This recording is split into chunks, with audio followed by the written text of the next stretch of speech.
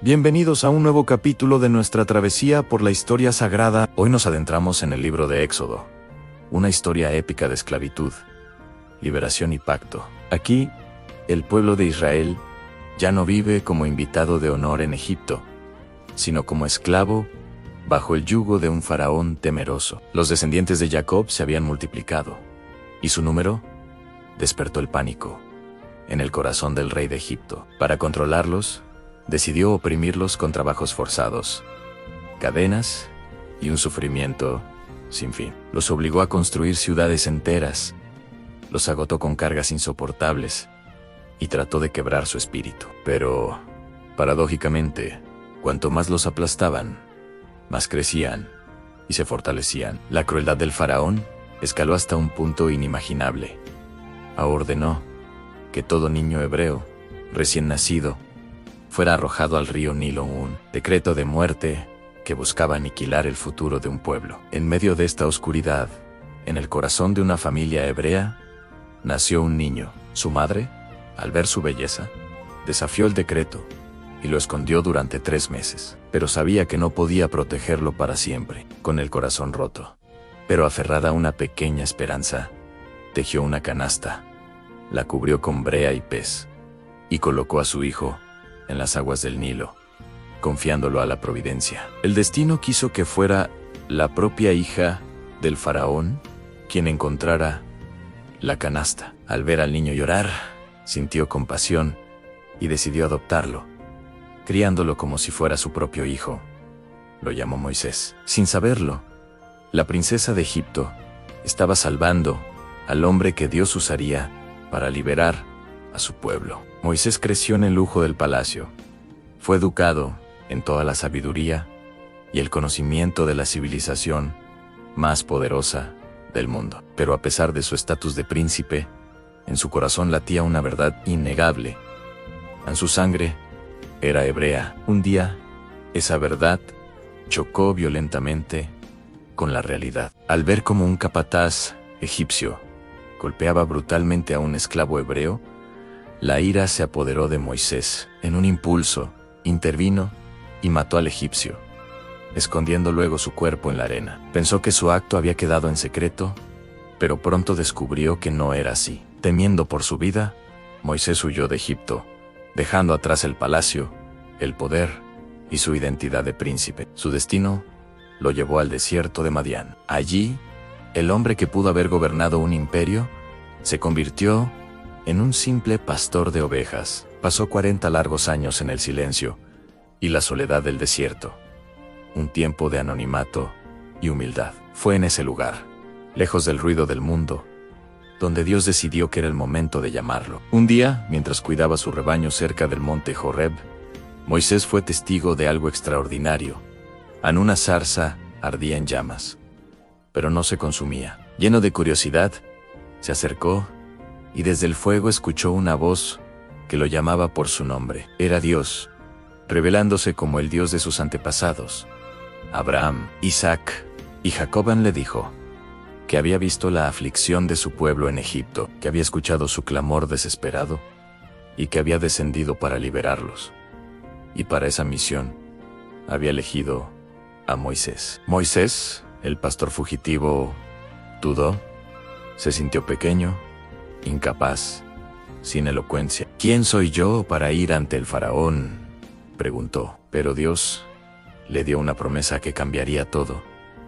Yo estaré contigo. Le reveló su nombre sagrado, Yo soy el que soy, y le dio señales milagrosas para demostrar su poder. Además, designó a su hermano Aarón para que fuera su portavoz. Fortalecido por esta promesa divina, Moisés dejó el desierto y regresó a la tierra que había abandonado. Se presentó junto a Aarón ante el faraón, el hombre más poderoso de la tierra, con un mensaje directo y audaz de parte de Dios: deja ir a mi pueblo. Pero el corazón del faraón era de piedra. Se burló de su petición y, en lugar de liberarlos, aumentó las cargas de los esclavos hebreos. Entonces comenzó un enfrentamiento épico, no entre Moisés y el faraón, sino entre el Dios de Israel y los dioses de Egipto. Dios envió una serie de 10 plagas devastadoras. El río Nilo fuente de vida para Egipto, se convirtió en sangre. Ranas cubrieron la tierra. Luego vinieron piojos y enjambres de moscas. Una plaga mortal cayó sobre el ganado egipcio. Úlceras dolorosas afligieron a la gente. Una tormenta de granizo, como nunca antes se había visto, destruyó los campos. Langostas devoraron lo poco que quedó. Y luego, una oscuridad tan densa que se podía sentir cubrió Egipto por 3 días. Cada plaga era una demostración contundente del poder soberano de Dios. Un ataque directo a las deidades que los egipcios adoraban. Pero con cada milagro, el faraón endurecía más y más su corazón, negándose a ceder. Finalmente, llegó el momento de la última y más terrible plaga, la muerte de todos los primogénitos de Egipto. Dios instruyó a los israelitas a realizar un acto de fe. Cada familia debía sacrificar un cordero sin defecto y marcar con su sangre los postes y el dintel de sus puertas. Esa noche, mientras celebraban la primera Pascua, el ángel de la muerte pasó por toda la tierra de Egipto. En cada hogar que no estaba protegido por la sangre, el primogénito murió. Pero donde el ángel veía la sangre del cordero, pasaba de largo. Un grito de dolor inmenso se levantó en todo Egipto. El faraón, con el corazón destrozado por la pérdida de su propio hijo, finalmente cedió. Llamó a Moisés y a Aarón en mitad de la noche y les ordenó que se fueran. Y así, después de 430 años, el pueblo de Israel salió de Egipto, no como fugitivos, sino como un pueblo liberado, cargado con las riquezas que los propios egipcios les dieron para que se marcharan. Dios mismo los guiaba en su viaje. Durante el día, una columna de nube les daba sombra y les marcaba el camino. Por la noche, una columna de fuego los iluminaba y les daba calor. Su presencia era visible y constante. Sin embargo, la libertad de Israel aún no estaba asegurada. El faraón, cegado por la ira y el arrepentimiento, cambió de opinión una vez más y lanzó a su poderoso ejército de carros en su persecución. Los israelitas se encontraron atrapados. Delante de ellos, el inmenso mar Rojo detrás, el ejército más temido del mundo antiguo. El miedo y la desesperación se apoderaron de ellos. Clamaron a Moisés, culpándolo por haberlo sacado de Egipto para morir en el desierto. Pero Moisés, firme en su fe, les dijo: no teman, estén firmes y vean la salvación que el Señor hará hoy por ustedes. Entonces, Dios le ordenó a Moisés que extendiera su vara sobre el mar. Un viento fuerte sopló durante toda la noche, y las aguas del Mar Rojo se dividieron, formando un muro a cada lado. El pueblo de Israel cruzó sobre tierra seca, caminando por el lecho del mar hacia la libertad. Cuando los egipcios, en su arrogancia, intentaron seguirlos, Dios le dijo a Moisés que extendiera su vara de nuevo. Las aguas volvieron a su lugar, cubriendo por completo al faraón y a todo su ejército. En la orilla opuesta, Israel presenció su liberación definitiva. Dios había luchado por ellos y los había salvado con un poder asombroso. Su viaje por el desierto apenas comenzaba, y con él, las pruebas. El pueblo, acostumbrado a la esclavitud, ahora debía aprender a vivir en libertad y a depender de Dios. Pronto se quejaron por la falta de agua y comida, pero Dios, en su infinita paciencia, respondió con misericordia. Hizo brotar agua de una roca y les envió del cielo un alimento milagroso llamado maná, un pan que aparecía cada mañana. Les enseñó a confiar en su provisión diaria. A pesar de estos milagros, el pueblo a menudo dudaba, murmuraba y desobedecía, anhelando incluso la seguridad de su esclavitud en Egipto. Finalmente, llegaron al pie del majestuoso monte Sinaí.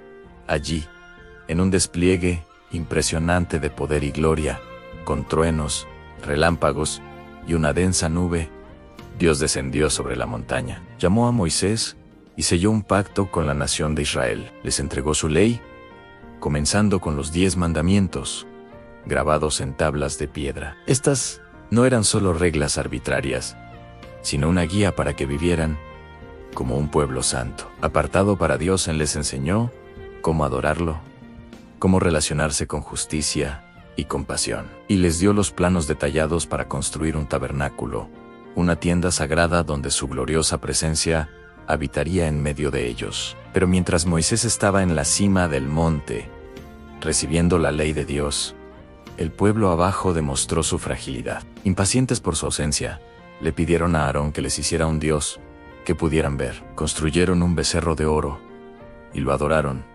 traicionando el pacto casi en el mismo momento en que se establecía.